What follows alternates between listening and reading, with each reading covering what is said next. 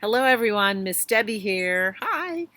I'm sitting outside today because I love being outside. I do not particularly like being stuffed inside all winter, so I'm going to make use of the beautiful days that we have left. And whew, it's chilly out here. Plus, I washed my hair and I didn't dry it, so I'm really chilly. But I'd still rather be outside. So here we are. So, how are you? How are you? Hello, everybody. How are you? How are you? How are you? Hello, everybody. How are you? How are you today? I'm good, and I hope you're well too. Did school start for you? I think that's a fun way. Sorry, I'm just looking for my water. Um, it's a fun way to spend your morning, and I think maybe the afternoons are still free. So we have afternoons available to play, to create, like some crafts, or to read, right? Sit outside with your back against the tree and read. So, you can come into the library, not in the library, but in the foyer and pick up books that you've ordered. Okay, so the most important thing to remember is newprovidencelibrary.org, where you'll see the hours and the telephone number, or just to um, go on the catalog and pick out some books. So, whatever books you choose, the librarian will take your library card and put the books on hold. They'll be in the lobby for pickup with your name on it, so you can go into the lobby and pick up your books. So the good news is the lobby is open now on Saturdays from 10 to 3, and you also can come into the lobby. Don't forget to wear your mask.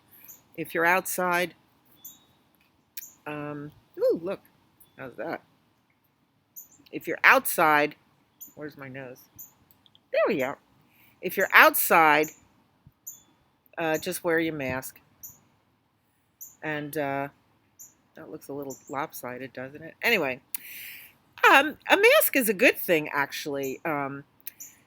If you sneeze, you're going to sneeze right in your mask. And you can still cover your mouth. But a mask is a good thing. It hides your smile, but we can see your smiling eyes. So if you come in the lobby, wear your mask. And also, you could see books on display. We've put books on display, so when you go in, you could say, "Oh, I want that one." Knock on the window, and one of the staff will come over and pick out the books and check them out to you and hand them out, and you can pick them up. Or my favorite, and we talked about this before, is to call the library. And you could ask for Miss Sam, or on Saturday you could ask for Miss Debbie, and we'll be happy to pick out a surprise stack of books for you. So just trust us for your titles, and you could find some new books that way. Let us browse for you. Be happy to do it. Ask any questions. Hopefully the library will be open soon for in-person browsing, but until then, just enjoy your books at home the way we've been doing it. Okay, um, did you notice that you could watch ball games? Oh, that's my dog. That you could watch ball games on TV. So this is our favorite "Take Me Out to the Ball Game" song. This is primarily about baseball, and but I guess, football is starting up too. So whatever your game of choice is, soccer, I don't know too much about soccer, but it's ball. Play ball. So take me out to the ball game. Take me out with the crowd. Buy me some peanuts and cracker jacks. I don't care if I never get back. Oh, it's root, root, root for the home team. If they don't win, it's a shame. For it's 1, 2, 3 strikes, you're out at the old ball game. Now, this is funny. Remember, that's one of my favorite sing-along books. I don't want to give this up. I borrowed it from the library. It's way overdue. Bad girl. Um, I was in the store, and actually they had a big display of Cracker Jacks. I wish I had bought a box to show you, but they're a little box. They're like caramel coated popcorn, maybe with a couple of peanuts. So if you have an allergy, don't get Cracker Jacks. And that's what we used to eat when we went to the ball game. So anyway, I have a great book. I had to buy this book. This is so funny. I'll have to check the library's copy because when I borrowed this book from a different library, the whole end of the story was missing. And it was printed that way. And I'm like, what? So I had to wait for this real book to come. So it's called The Story of Little Babaji. He's a Babaji. This was my favorite book when I was 5 years old. So this story is about over 100 years old. And it takes place in India, where the jungle is. Once upon a time, there was a little boy, and his name was Little Babaji.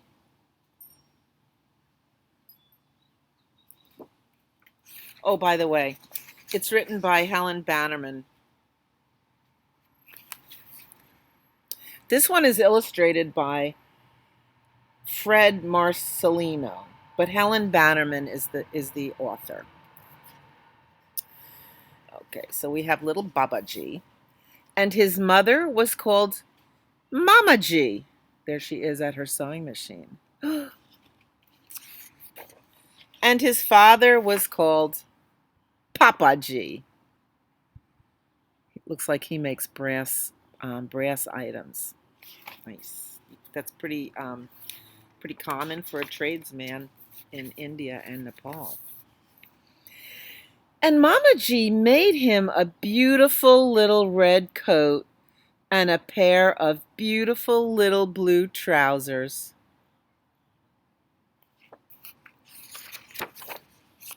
And Papa G went to the bazaar and bought him a beautiful green umbrella and a lovely little pair of purple shoes with crimson soles and crimson linings.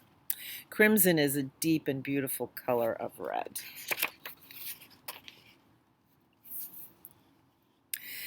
And then wasn't little Babaji grand? Look at his parents.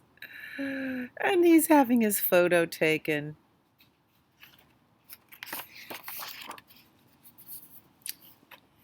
So he put on all his fine clothes and went out for a walk in the jungle.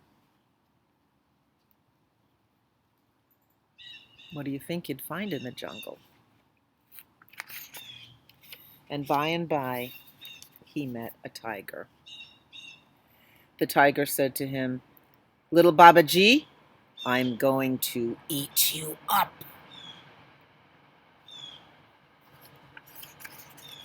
And little Babaji said, "Oh, please, Mr. Tiger, don't eat me up, and I'll give you my beautiful little red coat." So the tiger said, "Very well, I won't eat you this time, but you must give me your beautiful little red coat."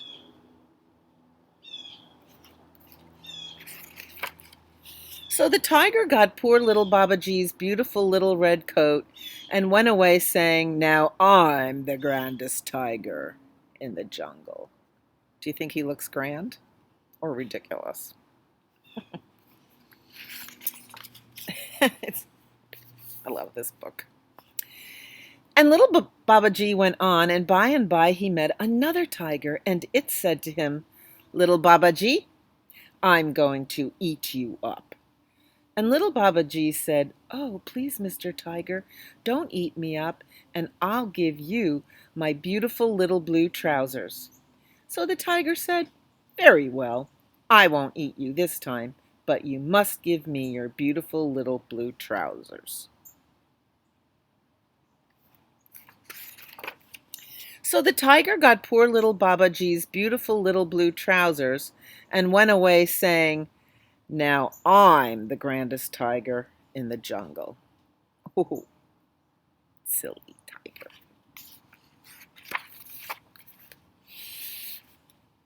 And little Baba G went on, and by he met another tiger, and it said to him, "Little Baba G, I'm going to eat you up."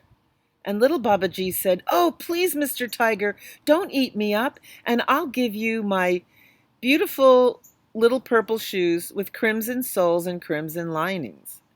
But the tiger said, "What use would your shoes be to me? I've got 4 feet and you've only got 2. You haven't got enough shoes for me."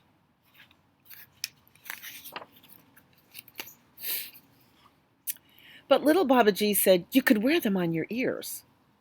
"So I could," said the tiger. "That's a very good idea. Give them to me and I won't eat you this time."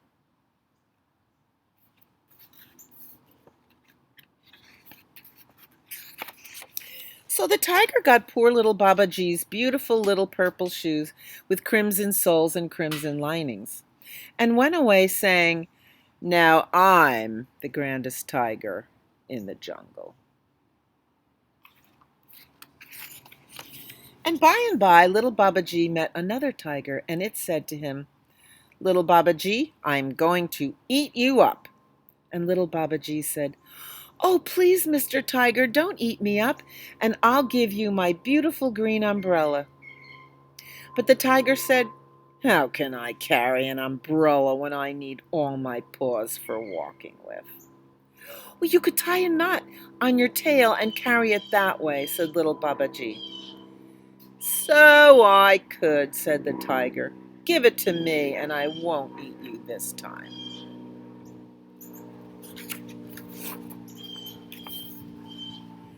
So he got poor little Baba G's beautiful green umbrella and went away saying, "Now I'm the grandest tiger in the jungle." And poor little Baba G went away crying because the cruel tigers had taken all his fine clothes. Presently, he heard a horrible noise that sounded like "grrr," and it got louder and louder. "Oh dear," said little Baba G, "there are all the tigers coming back to eat me up. What shall I do?" So he ran quickly to a palm tree and peeped round it to see what the matter was. And there he saw all the tigers fighting and disputing which of them was the grandest. And at last they all got so angry that they jumped up and took off all the fine clothes and began to tear each other with their claws and bite each other with their great big white teeth. This is a very scary situation.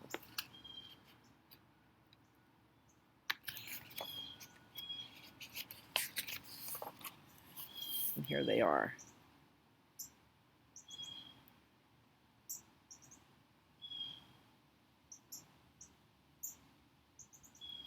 Wow.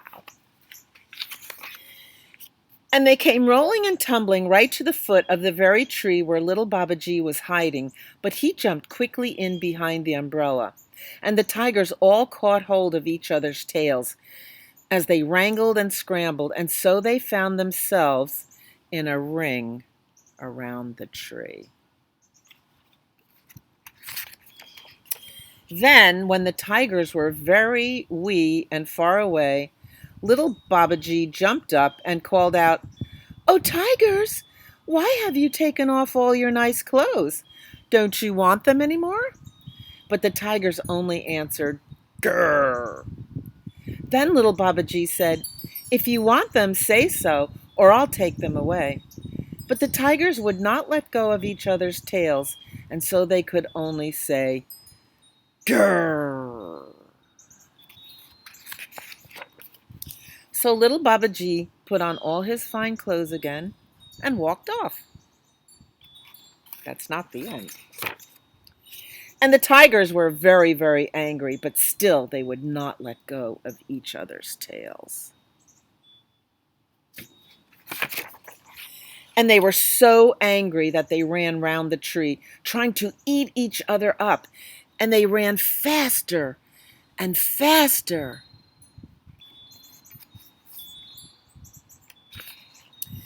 till they were whirling round so fast that you couldn't see their legs at all.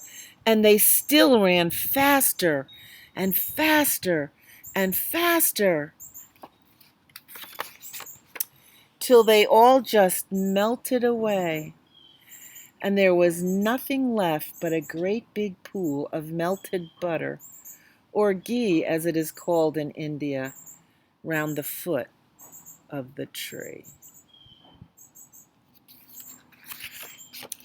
Now Papa G was just coming home from his work with a great big brass pot in his arms, and when he saw what was left of all the tigers, he said, "Oh, what lovely melted butter! I'll take that home to Mama G for her to cook with." So he put it all into the great big brass pot and took it home to Mama G to cook with.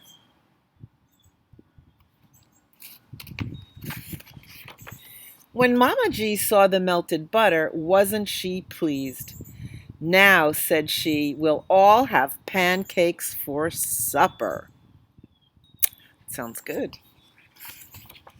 So she got flour and eggs and milk and sugar and butter, and she made a big, huge plate of the most lovely pancakes.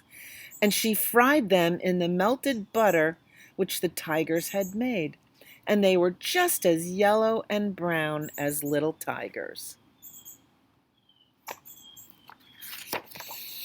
And then they all sat down to supper. And Mama G ate 27 pancakes. And Papa G ate 55. But little Baba G ate 169 because he was so hungry. The end. My favorite, one of my favorite books in the whole world. Okay, so let's have another song, our little playmate song. Let's see. Here it is. Can you sing it with me? I'll put the words there. "Oh, little playmate, come out and play with me, and bring your dollies 3.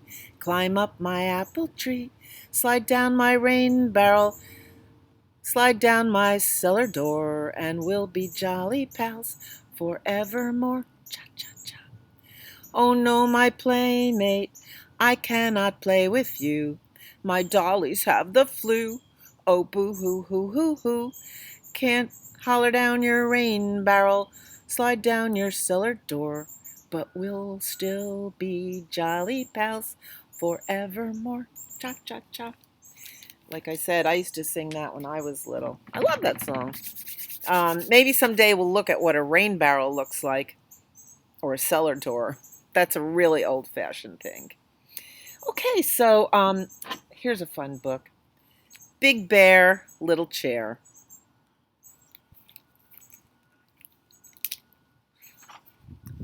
By Lizzie Boyd.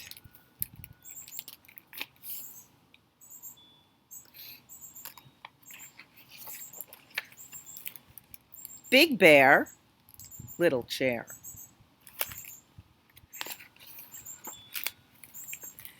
Big Plant, Little Cocoon.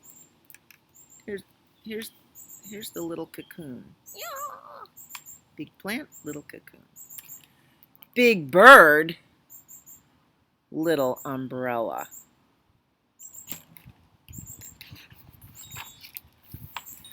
Big zebra, little broom. Little butterfly, big rock.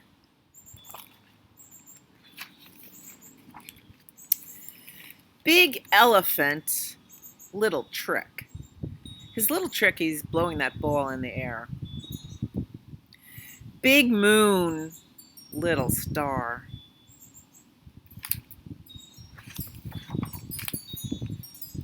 Big chair, little bear.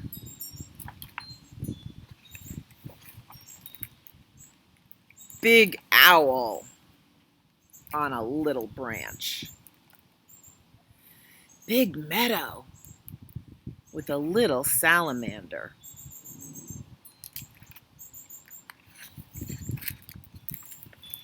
Big lion on top of a little wagon.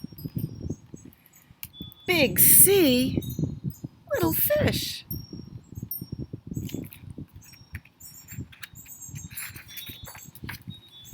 Big rabbit, little flower.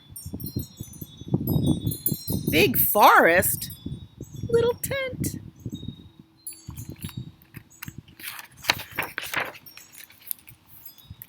Big bear, little chair.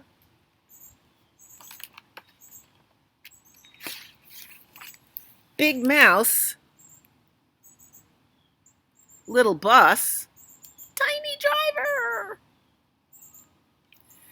Big mountains, little picnic, tiny basket.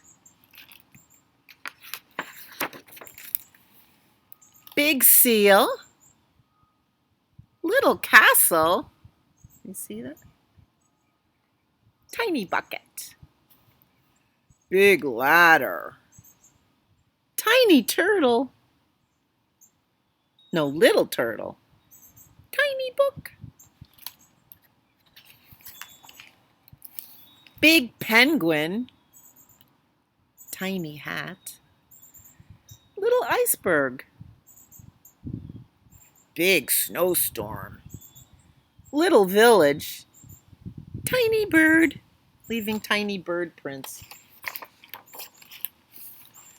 Big bear, little bear. The end.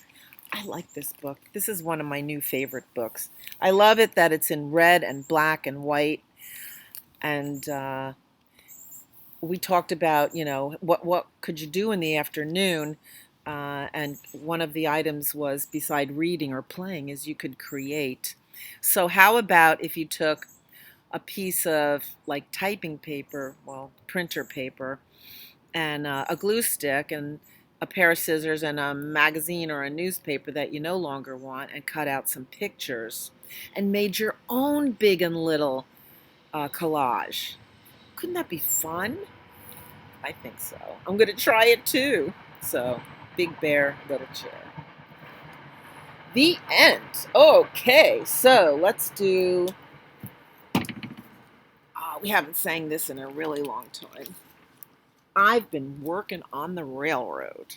Okay, this song about building a railroad. All those workers years ago who built the railroad. I've been working on the railroad all the livelong day. I've been working on the railroad just to pass the time away. Can't you hear the whistle blowing? Rise up so early in the morn. Can't you hear the captain shouting? Dinah, blow your horn. Dinah, won't you blow? Dinah, won't you blow? Dinah, won't you blow your horn? Dinah, won't you blow? Dinah, won't you blow? Dinah, won't you blow your horn? Someone's in the kitchen with Dinah. Someone's in the kitchen, I know. Someone's in the kitchen with Dinah, strumming on the old banjo and singing fee-fi, fiddly-I-o, fee-fi, fiddly-I-o, fee-fi, Fiddly-I-O, strumming on the old banjo. So when the whistle blows, the workers get up and they're waiting for Dinah, who's the cook, to blow her horn or his horn, and assemble everyone in the eating tent. And they're waiting and waiting. Dinah, won't you blow your horn? We're hungry and we want to get to work. But it turns out Dinah forgot all about cooking because someone's in the kitchen playing music. And music's going to stop everything and bring it to a halt. So, especially banjo music. So, that kind of makes me cry. Do you play an instrument? Can you learn to play the banjo? Oh, it's chilly out here. Oh, here's a fun book. Oh, Troto and the Trucks by Yuri Shulevitz. Now look at that word. If you're a student of English pronunciation, you would call it Troto. But did he mean to call it Trotto? I don't know. Only the author would know. See, if it was Trotto, it would be two T's. But it's Troto. So I'm going to call it Troto. It's a great book, regardless. Look at that beautiful green. Troto and the Trucks by Yuri Shulevitz.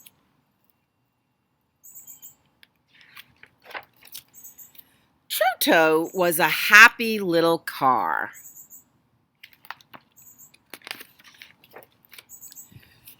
Who liked to go places. Does it look like they're in the desert? Look at that cactus. One day, after a long drive, he came to a town called Cactusville. Look at that. Looks like a little Wild West town. When the trucks saw Troto, they burst out laughing. Hey guys, what's that little thing? Asked Big Red. It's a bug on wheels, said Big Blue. Careful, don't step on it, said Big Yellow. They couldn't stop laughing. How rude. Troto didn't feel so happy anymore. He didn't like being laughed at. I'll show them what a little one can do, he thought. Hey, big guys, he said. Want to race me? Meet me at Cactus Canyon at high noon. Do you see? It looks like sandy desert with lots of little rocks and stones. That's great for big trucks to get over, not so good for cars. The trucks were very excited. They couldn't wait to get started. When high noon came, the race began. There's the canyon, and there's the sun at high noon. The trucks took off, leaving Troto in the dust. Ooh, there he is.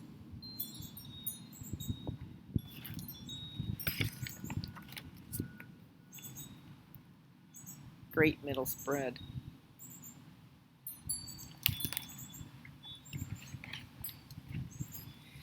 But then Big Red got a flat tire. I can jump over, thought Troto. There's his flat, and he jumped right over. Big Blue almost flipped. I can scoot around, thought Troto. And he did. Big Yellow got stuck.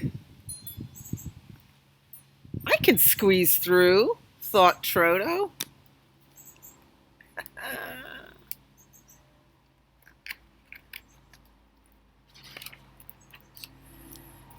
I might win this race.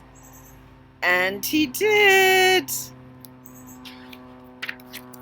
The trucks were no longer laughing. You may be little, but you sure are quite a car, they said. Congratulations.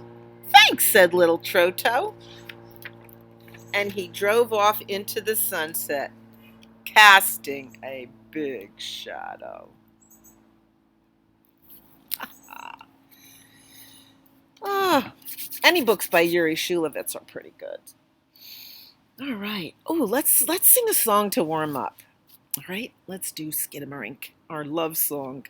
Skidamarink-a-dink-a-dink, skidamarink-a-doo. I love you. Skidamarink-a-dink-a-dink, skidamarink-a-doo. I love you in the morning and in the afternoon. I love you in the evening and underneath the moon. Oh, skidamarink-a-dink-a-dink, skidamarink-a-doo. I love you. I love you. Baby sign language. Oh, so we're getting ready for bed. I already washed my face and brushed my teeth. I didn't put on my jammies yet, but I will. This is the way we wash our face, wash our face, wash our face. This is the way we wash our face before we go to bed. This is the way we comb our hair, comb our hair, comb our hair. This is the way we comb our hair before we go to bed. This is the way we brush our teeth, brush our teeth, brush our teeth. This is the way we brush our teeth before we go to bed. This is the way we blow a kiss, blow a kiss, blow a kiss. This is the way we blow a kiss before we go to bed. Oh, one more story for tonight. We'll look for Twinkle too. So, well, as soon as it gets dark, somebody comes out. Is it Venus, Mercury, Jupiter, or Twinkle alongside the moon? Or Mars? Maybe it's Mars. Starlight, star bright, first star I see tonight. I wish I may, I wish I might have the wish I wish tonight. Any good wishes going around? Ooh, let's see. I don't know. Tell me a good wish. You were supposed to tell me your good wishes last week. I still would like to wish for a trip to Disney World. Why not? I love it there. Twinkle, twinkle, little star, how I wonder what you are.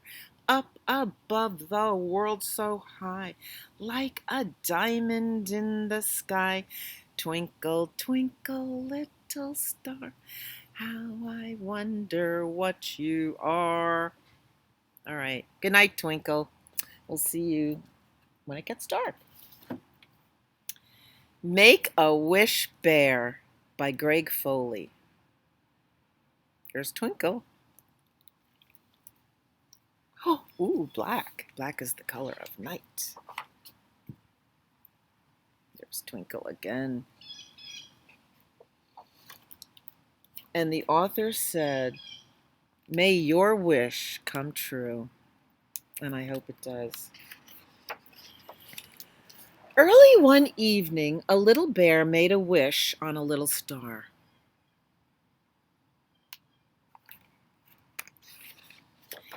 Bear sat and sat, but nothing happened. Mouse found Bear sitting alone. What are you doing? She asked. I'm waiting for my wish to come true, said Bear. Mouse sat down to wait.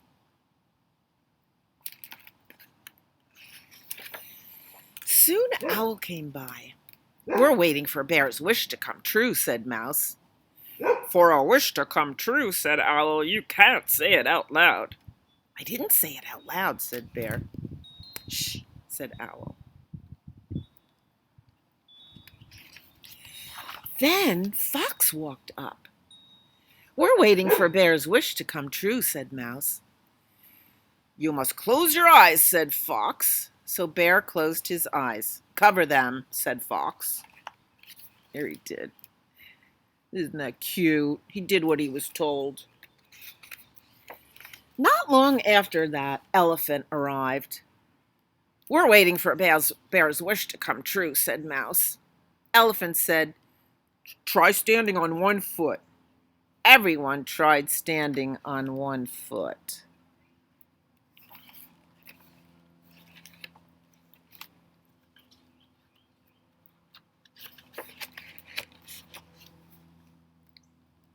Kind of funny, isn't it? Good morning. Pretty soon Turtle came along and said, "If you hold your breath, maybe it will come true." "For how long?" asked Bear.